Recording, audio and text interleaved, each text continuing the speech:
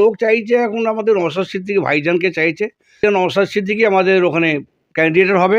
ভাইজান যেভাবে লড়ছে বা যেভাবে লোকের জন্য কাজ করছে, সবাই ডায়মন্ড হারবারতে চাইছে যে না উনি দাঁড়াক, উনি ভোটে জিতবে।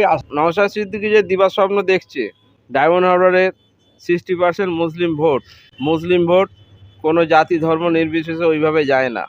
অভিষেক ব্যানার্জিকে ল্যাং মেরে আমি জিতবো, এই যে তা একটা দিবা স্বপ্ন। ডায়মন্ড হারবার যে আপনার দাঁড়িয়েছে অভিষেক ব্যানার্জি বা আমাদের নওশাদ সিদ্দিকী, আশাবাদী লোক চাইছে এখন আমাদের নওশাদ সিদ্দিকী ভাইজানকে চাইছে।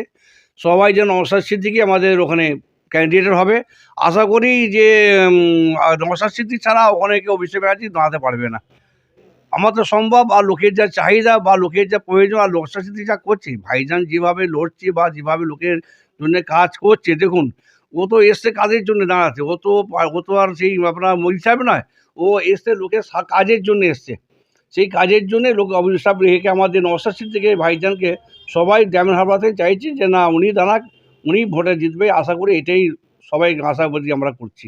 অনেকে বলছে নওশাদ সিদ্দিকী একটা স্বপ্ন রয়ে যাবে, ডায়মন্ড হারবারে আদৌ জিততে পারবে না। না না, এটা কেউ যদি বলে থাকে ভুল। দেখবেন, আপনি দেখে নেবেন 2024-এ তো ইলেকশন আছে। 2000 ইলেকশনের মধ্যে দেখে নেবেন ডায়মন্ড হারবারতে কে জিতছে আর কে হারছে। নওশাদ সিদ্দিকী জিতবে একদম নওশাদ সিদ্দিকী ছাড়া কোনো কথাই থাকবে না এটা। নওশাদ সিদ্দিকী যে দিবা স্বপ্ন দেখছে ডায়মন্ড হারবারের 60% মুসলিম ভোট কোনো জাতি ধর্ম নির্বিশেষে ওইভাবে যায় না।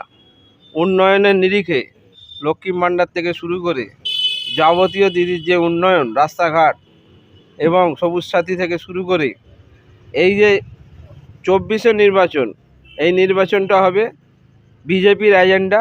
বিজেপির সঙ্গে কলাকুলি করে যে মুখোশনি তৈরি করছে, বিজেপির থেকে হিন্দু ভোট নেবো আর মুসলিম ভোট কিছু নিয়ে আমি ডায়মন্ড হারবারকে অভিষেক ব্যানার্জিকে ল্যাং মেরে আমি জিতবো, এই যে তা একটা দিবা স্বপ্ন। তাই 2024 বাংলায় মমতা ব্যানার্জি 30টা সিট নিয়ে আগামী লোকসভায় ইন্ডিয়া জোটকে মজবুত করবে এবং ধর্মনিরপেক্ষ সাম্প্রদায়িক দল হিসেবে, অসাম্প্রদায়িক দল হিসেবে সরকার গড়বে। রাহুল গান্ধীর এবং কংগ্রেসের হাত মজবুত করবে।